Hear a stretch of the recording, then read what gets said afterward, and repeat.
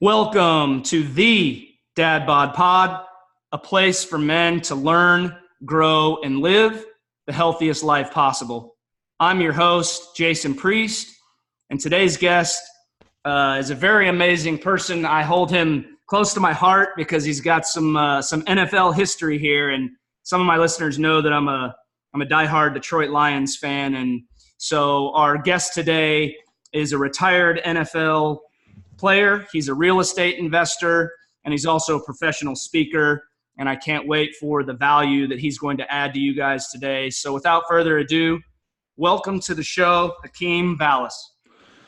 Jason, really appreciate you having me on the show. Really excited to chat a little bit today. Yeah, man. Thank you again for your time. I'll just go ahead and start off by asking you the same question that I ask all of my guests, and really just kind of get your take on where we're at as a society and embracing the dad bod and really kind of the obesity trend in general. You and I chatted for a little bit before the show, and, I know I see it frequently on social media, coming from women talking about how they find the dad bod more attractive. And I know Planet Fitness recently did a study on, the dad bod being a more attractive, look than somebody who's fit. So give me your take on that, and what are your thoughts on that? I think it's interesting. My dad bod is, sadly, because of an injury in football, it started to come in a little bit. But I don't think it's the greatest trend. I mean, mainly because I think a lot of people tend to let their health they let it just fall off because it's more accepted. And it's kind of almost like an excuse not to work out. It's an excuse to eat crappy. It's an excuse to not live like a healthy lifestyle.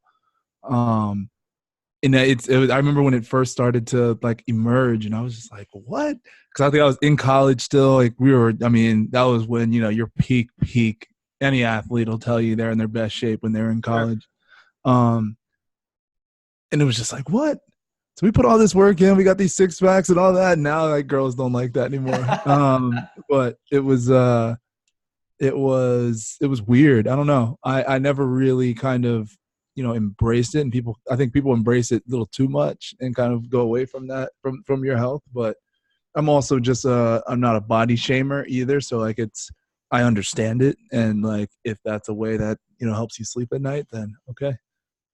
Yeah, and I think it's important to point out what you just said about the excuse thing, because at the end of the day, the more that society embraces it and the more we make it seem like it's okay and it's acceptable trend, then that is when the excuses come up. It's like, well, the dad bod's a cool thing. And I see it on social media all the time that, the jokes being made. And I actually posted about it not long ago that, I feel like when you're joking about your health and it's actually a problem, it's kind of a defense mechanism, because you feel almost as if, because the dad bod's acceptable, you'll make jokes about it. And I tell people all the time, like, the more that we joke about it and the more it becomes acceptable, the more lives that are going to be lost. And I know I told you a little bit before the show that I spent some time working in ICU, and I've seen some really young people die of heart attacks. And so I think it's important to point that out, that yeah, like, it is an excuse, because when it's so acceptable by society, you also touched on the body shaming thing, or, self-love. I'm all about self-love, but do you feel like, because we're preaching the self-love thing, do you feel like it's become even more acceptable because of that? It's like, you should love yourself, so it's okay to be overweight. I get what you're saying. And I think it can fall into an excuse. I think at the end of the day, you should be healthy. But like, it's like, okay, I'm going to keep eating chips every single day when I have control of not doing that. It's like, now you're getting into the point of like, no, but it's like self-love. And like, when it's in that sense and regard, like, no, because like, I think even, through the process, I think you should love yourself. Like, you could be 400 pounds and, your goal is to get to 250. While you're 400, you should love yourself. While you're 399, you should love yourself. You know what I'm saying? Yeah. But in the sense of like, I'm just gonna commit to this and like just I'm not saying like, overweight. I'm just an unhealthy lifestyle. Like that's not okay. Yeah, no, I agree. And I think it's about having standards for yourself and wanting more for yourself. And I agree with you. Like, you should love yourself if you're 400 pounds or 600 pounds, but that doesn't mean that you shouldn't have, that drive within you to want more for yourself, because you and I both know that, I've never been 500 pounds, and I know that you've never been 500 pounds either as an ex-athlete, but you and I both know that that cannot be a very comfortable life to live. So, absolutely. So I guess my next question to you is, I know you mentioned the dad bod coming on a little bit because of the injury, but, I know we touched on this a little bit before the show as well, is that you told me about a very efficient fitness routine that you had that's given you the ability to kind of stay on top of your game. So tell my listeners a little bit about what that looks like and expand on that for me. One thing that I do is it's two things I do. One is 100 push-ups a day. And to actually kind of hold myself accountable, I actually videotape myself doing those push-ups and make like a time-lapse video, like turn it into 15 seconds and like put a song. Anybody listen, if you want a way to grow your social media like the way to grow your social media, I just put different artists as the background, like for the music. And a lot of those musicians share that on their profile, which in turn people follow me from that. But to hold myself accountable, I every day put a time-lapse video of me doing 100 push-ups, because I know I regardless, like if I'm not going to do it, then like, oh, everybody else is going to know I'm not doing it. And like, I don't judge myself, because like the other day I missed like 3-4 days, and like that's life. And I think when some people judge themselves too hard and never actually get back to it, which is huge. Like I think a lot of people, I think that's the thing with working out too. Like you'll set out to, I'm going to do 100 sit-ups and I'm going to do this every day. And they do it for 3-4 days, and then they go off and they go off for 3, 4, 5 days, and like they never get back to it. And like that's real. And like I think it's you got to just be self-aware and realize when you're getting to that point, and just you can't judge yourself, because like, yeah, people are going to judge you, whatever. But at the end of the day, if you judge yourself, then you've lost. I love that, man. That's powerful, because I'm just going to relate that to your NFL career, because in the NFL, obviously everything's laid out for you, like the workout plan, the structure is all there. And so you don't really have to, in terms of mindset and having that drive, like you either do it or you don't. You're not going to make it if you don't. You either do it or you get fined. Or get fined, right? So it's either or, but I think that's powerful. I love that you do the video and kind of have that little mind hack to hold yourself accountable. And I agree with you. You can't beat yourself up about, I tell people all the time, like it's never going to be perfect, but you've got to have that, you've got to have that internal drive, that discipline to get back to it. Because like you mentioned, 2 days can become 2 weeks, can become 2 months. And the next thing you know, you haven't worked out in a year, and you've let your health go. So I won't lie to you. Like I struggled when I got out of the NFL, like at first with working out, because I've never had to hold myself accountable. Yeah. College, high school, I went to boarding school. So all year round we had a weight room. College, you had summer classes. So you had your workouts every day. You had winter conditioning. You had in-season workouts. NFL, you had to stay in between. You had to stay in between a 10-pound range, or you get fined for every pound that you go outside of that weight range. And then on top of that, you got all your workouts, and you miss workouts, you're getting fined in the tens of thousands of dollars. So I've never had to hold myself accountable. And I found that that's the first thing that's worked for me is videotaping myself and making a short video. I don't like something might work different for your listeners, but that's one thing. And the second thing is I do this circuit.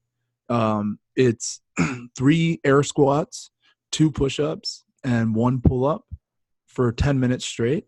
And you just try and get as many circuits in as possible, and like you can obviously go as fast as you want, as slow as you want, but it's very, very achievable. And it's more of it's a conditioning, but it's also a strength thing, because like 3 squats aren't necessarily hard. 2 push-ups aren't necessarily hard. 1 pull-up isn't necessarily hard by itself, but a lot of people struggle with pull-ups. And I've learned that like that workout has gotten me to the point where, I mean, I'm 6'5", 250, and I can do about 27 to 35 pull-ups at any given time. But like most people my size can't. Like college, I was like, I was like the number 2 or number 3 on the team who could do pull-ups, and like people were freaking out because I'm like this big dude. But I've been doing that circuit since I was in like middle school. My dad taught me it from the military. And then if you want to make it go higher as you get more in shape, and like, I haven't gotten to this point yet. Like I used to do this when I was in the league and off seasons when I was traveling city to city. You do 5 air squats, 3 push-ups, 2 pull-ups. And then you just do it over and over and over and over again. 10 minutes, and then boom. You could do it twice a day, 3 times a day, but 10 minutes, cap it off, and then do it again another time if you want. But it's one of those workouts you can literally do every single day. Your legs are going to get sore for like the first 3 or 4 days you do it, but then it's just pure. You really start to, you know what I mean? That's when you really start to tighten it up. Dude, I love that, man, because, you know, a lot of my listeners are either struggling to get started or struggling to establish some consistency. And I was actually talking to an old client yesterday, you know, and he told me, he said, look, you know, I got everything in my garage that I need. I've got all the equipment, and I either get up and I do it, or I get up and I don't do it, and then I just blow the whole workout off. I'm like, you know, why don't you try shortening that time? Try getting in there and doing, you know, 15 or 20 minutes. And don't think about trying to knock out 45 minutes or an hour. And maybe that gets you into the mode. So I love that you have that, you know, the formula you just laid out for my listeners. Anybody that's going from doing absolutely nothing, just being on the couch, could implement your formula. Maybe they don't have the whole 10 minutes in them, but maybe they could do it for 5 minutes. Just to get started. Yeah, in a month, you're going to be shocked at how much better you feel just by that simple. You know, sometimes, like I've said this often on my show, but sometimes the most powerful things seem like the most elementary steps. Like when you video yourself to hold yourself accountable, like a lot of people don't think about that, but it works for you. And you got to find these little mind hacks to be 100%. Successful. And same thing with the push-ups too. Like I'm not doing like 100 push-ups at a time. I do 5 times a day. I'll do 20 push-ups. So like how I do it is I have tasks that I have to do every single day, just different objectives. I call this person, do this, do that, do this. Sure. Like right before this podcast, I did 20 push-ups. Right after this podcast, I do another 20 push-ups. Got my notebook here. I'm at 40 so far for the day. And then I just keep it tracked that way, and just like, boom, once you get to your 100, you know you knocked it off. Because like right now, just how busy I am and just in this transition, it's really, really hard to actually schedule out, you know, hour and a half, 2 hours at the gym right now. Yeah, I can imagine, man. You're a busy dude, and we'll dive into that. You know, the last thing that I wanted to touch on in regards to those short workouts, it's like I love that you just laid out, you know, you have to find what works for you, right? And so often we love to compare ourselves to other people in their journey. That's just who we are as humans. You know, if you go on Instagram and you go on to some of these fitness accounts, you see these dudes they're all ripped out, and, you know, like in your mind, you're telling yourself, well, if I can't look like that, you know, a dad bod's cool, but it's just about living healthy. And like what you just laid out, you're not going to be a bodybuilder with the you know, the stuff you just laid out for us. You're not, but you can stay healthy, you can feel good, and you can be energetic and know that you're keeping up with your fitness and maintaining a healthy lifestyle with just those few things that you do a day. And it's just about the consistency and that compounding effect. So I love that. 100%. And what I found, at least, is with the push-ups, it actually gives me some juice. After I get done doing 20 push-ups, it's like, whoo, I'm like breathing heavy. Yeah. Got my heart rate going, and it's like, all right, next task. And I'm like, I got energy going into the next thing that I'm doing. I love that. Yeah, that's awesome. So you mentioned the busyness. So tell us a little bit about that. I know we talked a little bit about the show, or a little bit before the show. You know, what does life after retiring from the NFL look like when you have that entrepreneurial spirit that you do?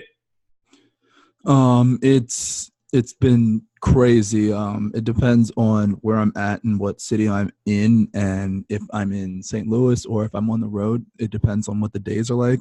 But they've been crazy. You know, I wake up, usually get the baby out of when she's crying around 6:15, and I'll let her sleep on me for about an hour and a half, and then when she's finally up, she'll go with her mom, and I'll start, you know, working. I'll complete all my emails from the day before, usually finish all my messages from LinkedIn from the day before. And right now it depends on so I have a video guy in the Philippines who kind of edits my content. And I mean, he breaks down all my speeches into a whole bunch of different segments. So I have to put the upper third title that I want on all of them, but I have to rewatch all the videos that he's made now to figure out how I want to do it. Then there's some videos myself that I actually edit and do myself. There's usually, so I have a calendar for phone calls. So I'm usually taking phone calls from about 10 to 2. So just calling different people, whether it's people from LinkedIn, whether it's giving someone advice for real estate, whether it's calling investors, raising capital, calling brokers. Most of the time I'm always on the phone with my partner who's in Baltimore. We'll analyze deals together, go over different deals, figure out what we need to do for the day. And then I have my speaking business. So I try and spend at least an hour doing a little bit of prospecting, looking at conferences in the markets that I want to go to. I'm trying to speak in the markets that I do real estate in, so I can get travel for free and have a reason to go to those markets to check on those properties.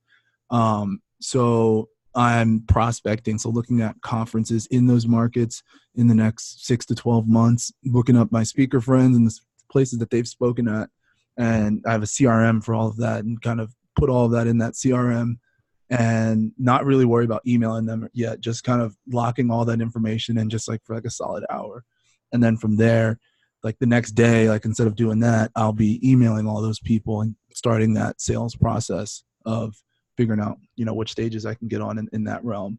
And then usually, I don't know what just happened to my Zoom. Can you still hear me? I can. Yeah, you're good. Oh, there you are. I'm so sorry. You all right? And then like from there, usually I'm like, so I have 4 podcasts that I'm working on as hosting. So there's a lot kind of going on there, whether it's between doing it and like having a guest. So usually I'm either on a podcast or recording a podcast almost every day. And that is, after we kind of get done, I have an intern who kind of breaks down our podcast from minute to minute in terms of timestamps of educational, informative, or funny, something that was said in it. And now we're kind of doing like brainstorming sessions on what type of content to put on top of that audio as a visual for videos for Facebook, Instagram, and LinkedIn of those podcasts, not just like the usual sound bar or like the logo, but actual like visual B-roll of that person, of the guest's life or something, or of them working out or kind of something of that realm. So that's, it's kind of, it's obviously, with your podcast, it's a forever revolving cycle. So that never really ends. And then it's, it's spending some time with my daughter because my fiance is a professional basketball player as well. So that's I usually take her for a walk probably once a day, take her to the pool once a day. I usually bathe her and my fiance usually puts bathe her because my back is messed up. And I've been putting her down to sleep. Like at night, she goes down around 7:30. And then me and my fiance will either watch a movie or kind of do something together. And then she usually goes down by 10 p.m. And then I'm usually up from 10 to midnight, maybe 1 a.m. And that's the subtitles that I have on my videos. I put the captions on them. Sometimes I have my intern do them. But it's kind of like I'm still kind of catching up to her because I just hired her like 3 weeks ago. So all the subtitles that are at the bottom of my videos at night, that's when I'm usually putting all the subtitles on because it takes forever. And but it's all just kind of part of the process. So I know I just kind of went on a huge ramble, but no, man, you're good. That's my life, and that's why in between all that craziness, I got to get 20 push-ups in 5 times and like a quick circuit in. No, that's awesome. And it's funny because you literally just described, basically a blueprint of what my life looks like and what a lot of entrepreneurs' lives looks like. It's, as well as I do that content is king. And in this day and age with video, it's the most important thing that you can have because that's how people relate the most. And so, with all your business ventures and the speaking and yeah, man, like, it's highly important. And I love that you realize, I know you said it was tough in the beginning when you got out of the league, but now that you've placed an emphasis and made it a priority in your life to make sure fitness stays at the top of the priority list, even though you break it up how you do, it still gives you the ability to juggle and balance all the things that you've got going on. And I think that's really valuable for my listeners, because a lot of my listeners are business owners, and they come to me a lot with, man, I just can't find time, or I just don't have the energy. And I tell people all the time, man, like, one of the main reasons I go to the gym is for the energy. And you mentioned that about the push-ups. It's like when you knock out 20, you get up, you got that little blood flowing, and you're ready for the next task. And so I think that's very valuable in order to help these guys and even the women that are listening really kind of have a plan in place to not have to be overwhelmed by getting to the gym for 2 hours, because that's not reality for most people. Absolutely. It's so true. It's I don't know if that's the right word. Imperative. Imperative. Yep. Absolutely, man. That you do it. I'm with you. So I guess my next question is, and especially being a fairly new dad, and obviously with your fiance being a professional athlete as well, I want to know a little bit about your nutrition and your view on nutrition, and how important and how big of a priority that is in your family life. I mean, that's priority number one. I think fuel is critical. It's like, how do you treat your body? Are you a Honda Civic or are you a Rolls Royce? And it's what type of gas are you putting in? You're not going to put, regular gas in a Rolls Royce. So you got to put the most premium fuel in you. And like, I didn't really have a stance or take on nutrition until about, it was 2016, right before the 4 months that I was training before going into the NFL. And the training facility that I worked out at, we had a nutritionist like on site, and she was amazing. And I mean, I went from 18.5% body fat to 9% body fat and gained 2 pounds in 4 months. But we did a decent amount of weight training, but the nutrition we took it to a whole nother level. And so now, having a baby, my fiance, she cooks every meal. She makes all the food for our baby is all everything's fresh. So it's grinded up mangoes, it's pureed strawberries, it's pureed olives. We kind of do everything's organic for her. I'm trying to think some of the other stuff that we kind of do for her. It's a little, people kind of look like, at least family members looking at us like, why are you guys doing that? It's there's so much bad stuff out there in terms of food. And like my fiance, she cooks everything, buys most of the food from the farmer's market down the street, and kind of does everything just fresh. She's an aspiring chef, I'd say. So she's always trying a different meal preps, not meal preps, but meal plans for the week. And then we'll kind of crush it from there. And like, even when I was with the Giants there, we didn't have a big enough kitchen to do that. And like, we have such a strong stance on healthiness. Like, there's a natural food company that's actually fun that Kelly Stafford actually recommended it because she was using it for her kids. Wow. There's like a natural food company that ships the food, and it's in like pre-refrigerated containers and things like that, and it's all fresh food. That we use that for the baby because we didn't have a big enough kitchen, and we were in North Jersey, so everything's wildly expensive as well. So you're not going to go out every day.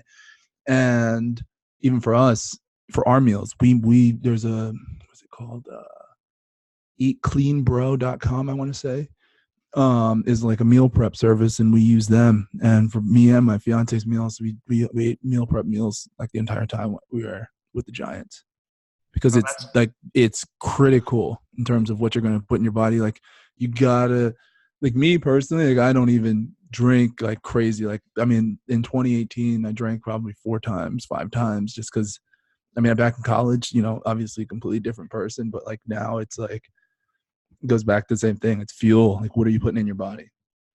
I love that, man. And it's the hardest thing for most people to nail down, because we live in an immediate gratification society, and there's fast food on every corner. You used my analogy, and I caught on. Like, I had this like light bulb moment when you used the Rolls Royce and the whatever you said, but the 87 octane and a 93. It's like, you're not putting 87 in the Rolls Royce. So why are you going to do that to your body? And most people don't realize how good their body is designed to feel. And when you're fueling your body with premium fuel, and staying active, and the sky's the limit for you. And with a lot of my listeners out there, we rely on sodas and energy drinks and all these things for that quick fix. But at the end of the day, that just becomes a vicious cycle. And as well as I do, man, when you're fueling your body with nutrient dense foods all throughout the day, you just look and feel your best. And I didn't know any better until like that nutritionist, because like I was that junk eater all of college, like eat crazy and still just ball out on the field, but like didn't know the difference between X and Y and this and that, and just feel awful. But then actually knowing what feeling good and what your body, understanding your body once your whole internal system is like almost reset to the point where if when you eat bad, you instantly know that you feel bad. And when you go back to when you get back and you're back in tune, like, you're back in tune in that sense. And like, and that's like one of the biggest reasons for my energy. Cause like if I start eating bad or if I drink too much, like I can't wake up the next morning and actually be on top of what I got to do. I got, there's important things to be done, plus being a dad as well. And like, if you don't kind of check all those boxes, then that's how you start getting sick. And if you don't, like in college, before I started eating good, I was sick all the time. Like and didn't even realize, I'm sure. Yeah. Didn't realize. And I think a lot of it started from diet and like the things that you actually put in your body. Yeah, it's so crazy. And I think that a lot of people, with the obesity trend and more people get accustomed to the fast food and the energy drinks and all that, your body will get used to anything that you do to it, right? So it'll get used to being sick and tired and you'll just feel like crap all the time, but you're not even really aware of it because that's your new norm.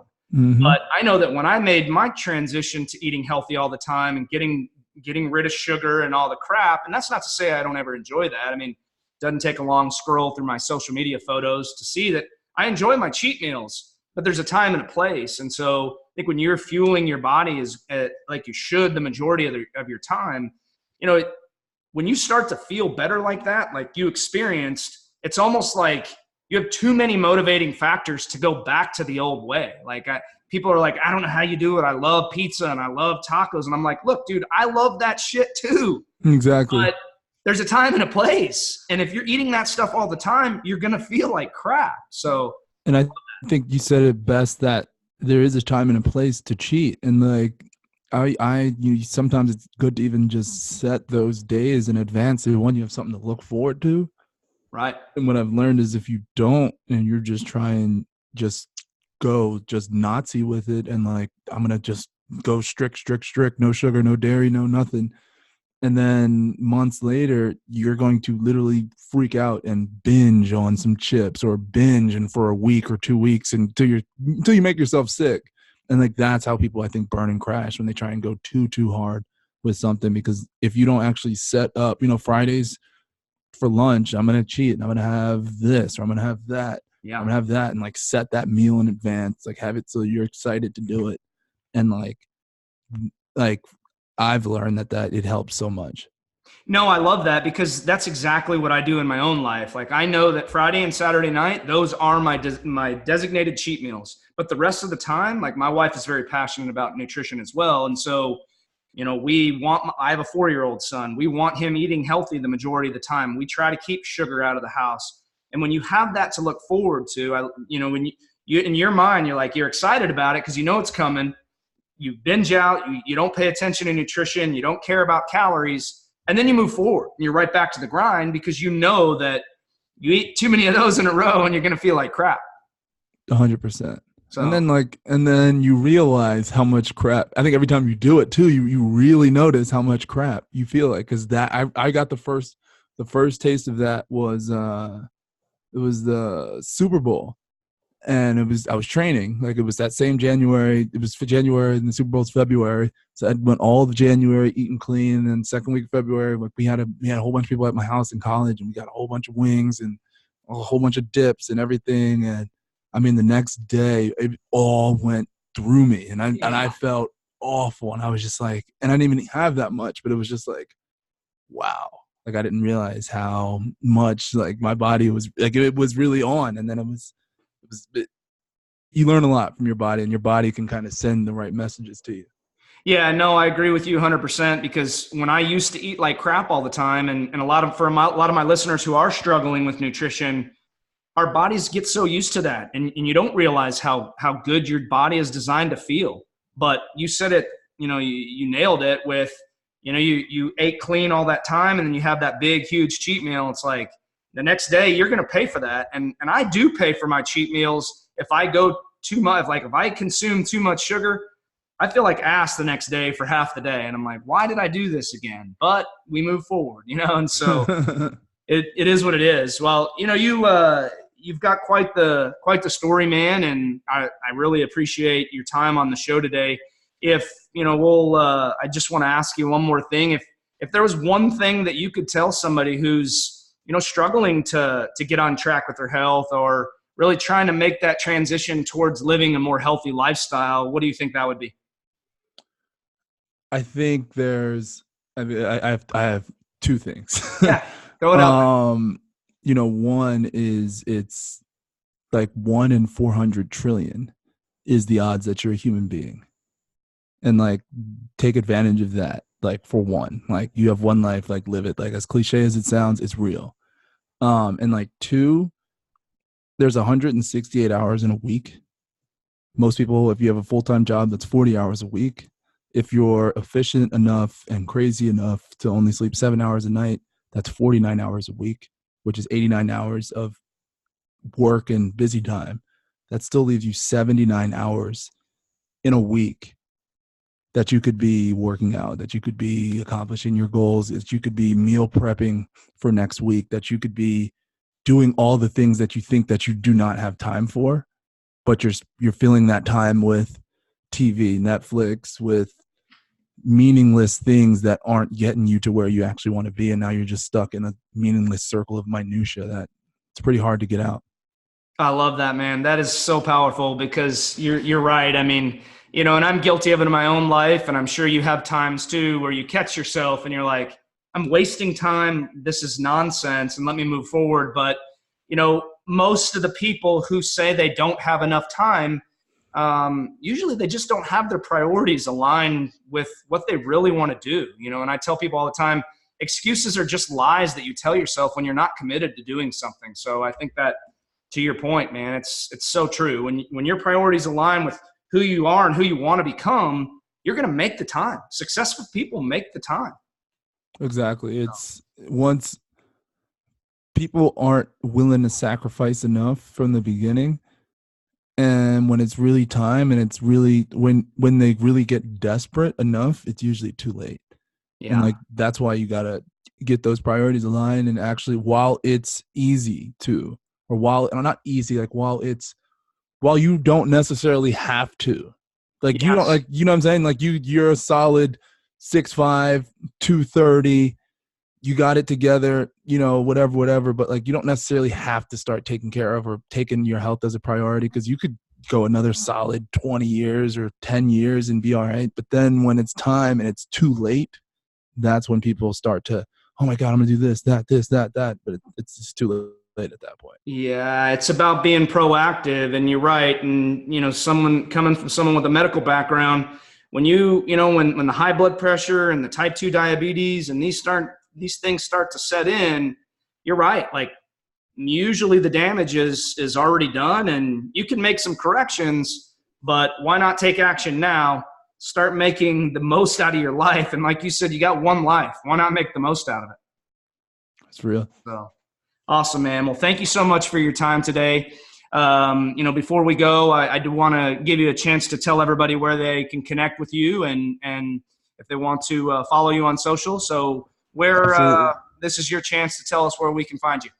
Absolutely. My Instagram and Twitter is the same. It's at Hak Valles 80. That's HAK, V as in Victor, ALLES, and the number 80. And then LinkedIn and Facebook is just my first and last name, Hakeem Valles. My website's under construction. Okay. I'll put all that in the show notes as well. So, and when I start promoting the show, everybody will be able to find you there as well. So thank you again, man. I really appreciate you taking the time to provide all the value that you did for my listeners today. And I'm really appreciative, and have a great day, man. And until next time, we'll have to do this again sometime. That sounds great. I appreciate you, Jason. Thanks again for having me. Hey, thank you.